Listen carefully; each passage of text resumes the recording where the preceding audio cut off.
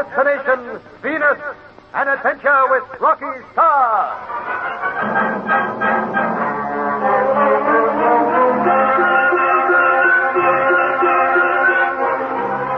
At long last, the Blue Streak is headed for Venus.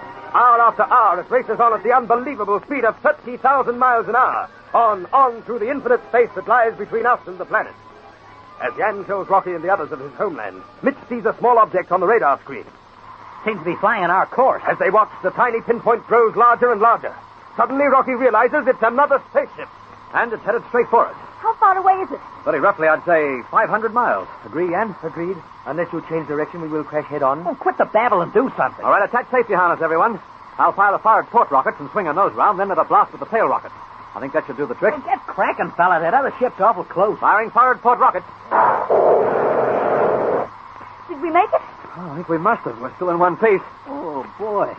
Say, we could be dead. Well, we're not, my little cheer germ. Thanks to you. Thanks to Mitch.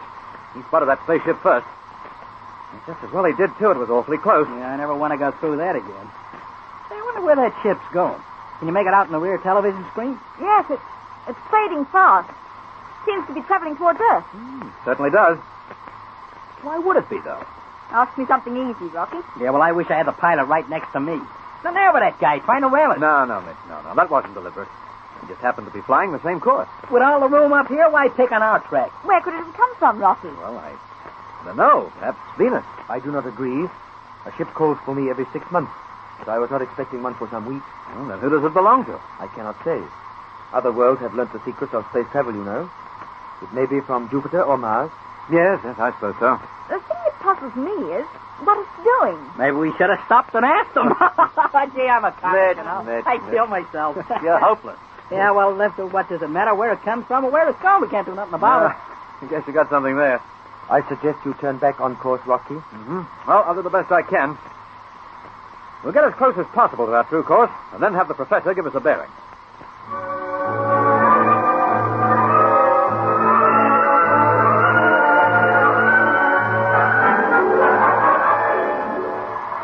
Heck, the guy never has a moment's peace in the ship. There I was, having 40 winks in my bunk, when what happened? You and Ann grabbed me and dragged me down in the airlock chamber. Listen to him to think he wasn't having any fun, Ann. Yeah. Sure I am, only Well, I then got listen. Get What? into your outer space suit. Well, why? We're not in Venus? Well, we're going outside. Oh, well, that'll be a change.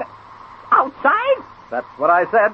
Well, that's where the television aerial is, isn't it? Oh, look, I got an awful lot of And our things forward television set isn't working, is it? Well, yeah, I'll admit And that. we can't do without it, Mitch. You know that. That's the eyes of our flight. Yeah, I understand all that, Rocky. It's just that we can't... We can't what? Go outside the ship. Say, look, I'll wait right here for you in the airlock chamber. You and Ann can take yourselves out, and then everybody will be happy, huh? Behave yourself. Come on now. Well, we just can't walk out of the door of the spaceship. We'd fall off or something. We might, fall into whatever's out there. Mitch, don't have any worries. You can't possibly. We'll all be roped together like alpine climbers. That's okay, but who's going to be last? Don't listen to him, Rocky. He's in one of his, shall we say, funny moods? Funny nothing. Thank I'm you, just Ann. scared. Plain scared. You're scared. nothing of the sort. Go on, get into your spacesuit and stop arguing. Okay, but if I fall off the blue streak, well, I'll just fall off. Oh, Mitch, you're wonderful. I wouldn't be without you. Come on. Now, let's cut the cackle. Hurry it up, you two. No, we can't hurry. We got to slow down. What's the matter? I'm ready. Help me on with my helmet, Oh, Rocky. sorry. Hold set. Hold still. Right. Here we are. How you going, Mitch? You need any help? Nah, you know me. I'm okay. I guess I'll make it. Yeah, that's what I'm worried about. Now, listen. Don't forget, we'll be speaking to each other on the walkie-talkie radio. Yeah. Hey, Rocky, just a minute. Can Ann hear us? No, not at the moment. Why? Well, look, do you reckon it's safe to leave Tabar alone in the control cabin? Oh, yes, Mitch. He won't try any tricks. You said that before. He just might, you know. Yes, I know I said it before, but... Well, quite honestly, I think he's given up all those ideas. Come on. Don't worry about him. Okay, sure the bus. Now, come on with your helmet, and we'll fix that aerial. Oh, and listen, don't forget to switch on your oxygen. There's no air outside, you know. Don't worry, I'm not going to forget that. Hey, oh, you two should see yourselves. You look like a couple of divers at a fancy dress ball. Hello, Ann, receiving me? Yes. We'll go out as soon as Mitch is ready. I'm right with you, pal. All set? Yep. Open the airlock.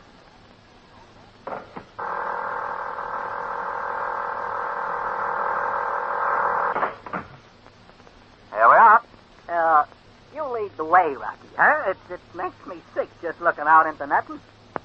Oh, all right, I can take a hint. I'll go for it. Mitch, listen, keep 1 foot on the hull of the ship always. Otherwise, you just might float off. Hey, that's a fine thing to tell me when I'm stepping out the door. Come on your way. Okay, don't push me. All right, Ann, you next. Right. Say, get a move on, you two. It's awful lonely. Gee, it's kind of hard working and walking in these gravity boots, ain't it? You'll get used to it, don't worry. Listen, everybody, keep close together. Try and lose me, pal. Will we ever? Come on. The aerial's up first. Say, you know, I never would have believed that you could do this. Fancy walking around the outside of a spaceship. Oh, there's no danger. There's nothing up here to blow you off. No wind, no nothing. It's a vacuum. Yeah. By heck, I feel as though I could bump my head on some of those stars. They seem kind of close, don't they? Ann, Mm-hmm. look back there. Yeah. Oh, boy. What a sight. Rocky, isn't it beautiful? Oh, it certainly is. That really is a sight. I wish I had the words to describe it. Yeah, I bet you do. Yeah, I bet all my kid pals would give anything to be standing up here looking down at that old Earth of ours. Say, it looks all scarred, don't it? I wonder if anybody's watching it. Daddy said there were lots of astronomers following our progress. Hey, well, I'd give the old buzzards a wave, huh? You, Hey, save your breath. You're as crazy as a loon sometimes, Mitch. Listen, we're millions of miles from the Earth now. We'd most probably appear like a comet. Well, come on. We won't fix the television aerial this way. Nah, you're right. Hey, look, Rocky, I can't figure out what's wrong with it. Yeah, the retracting gear must have jammed or something. I see. Well, that's nothing to worry about. Shouldn't take long to fix. Come on, Ann. Huh? Ann, you're millions of miles away, too. What were you thinking about? Oh, Daddy and that spaceship we parked. You know, it must be very close to us now. Yes? Yes, I suppose it would be. I wonder where it came from, Ann.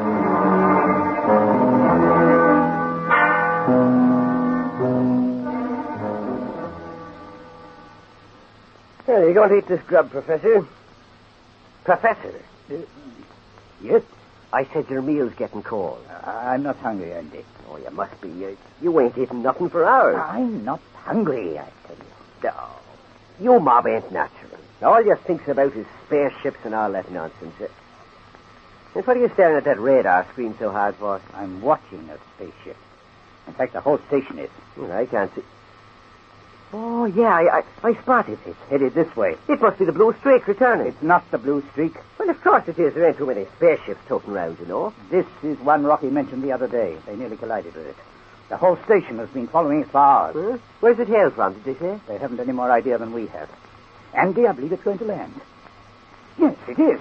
They've turned it over. It's coming in, tail first. Ah, look, Professor, you're imagining things. Eat your dinner and then... And what's more, it'll land close to our station. Attention all observation posts. Spaceship for touchdown nearby. Slap me with a bit of grass. Are we being invaded? Oh, don't be absurd, Andy. If we were being invaded, there'd be more than one ship. No, I have a feeling that it's come from Venus. Nah, what'll you be saying next? Call Captain Clark. Ask him to come here. I must speak to him.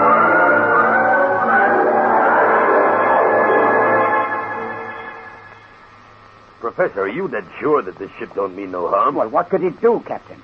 Well, it's not my job to know that. I'm here to protect Uncle Sam's property. I've got a hunch I ought to send the jets up after it. No, don't. Hold off until it lands. It might be too late then. They might unload a ton of atomic bombs and blow us sky high. Captain, if they intended attacking America, they wouldn't bother about Death Valley. Yeah, I guess you're right. Well, I'll slap a guard around it as soon as it touches ground. In one false move and I'll start shooting. I'm taking no risks. You never know who might be aboard that. Captain, that ship. Huh? There's something wrong. How come? Scott, it'll crash unless they're careful. Crash? They'll never reduce speed in time to land safely. Sound the alarm, Captain. All personnel, take cover. Hurry.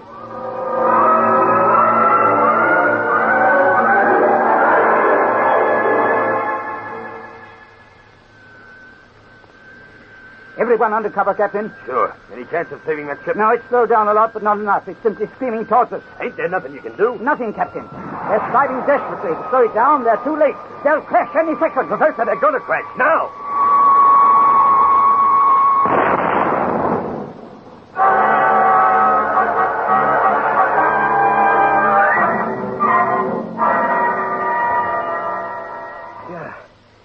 is the only survivor we found, Professor. I didn't expect anyone to live through that crash. Well, he's hardly living. The doctor won't give him a chance. Poor devil.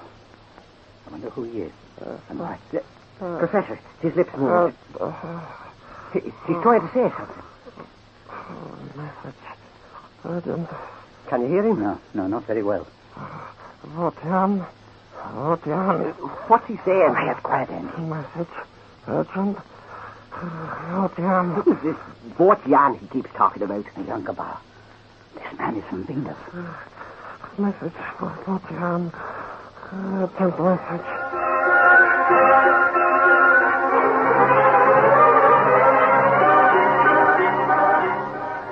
Straining every nerve to catch the dying man's words, the professor leans closer to him. What message has the man from Venus brought for Yan Kabar? Has anything happened on the great planet? You will learn this and more in the next thrilling chapter of the Rocky Star adventure, Destination Venus.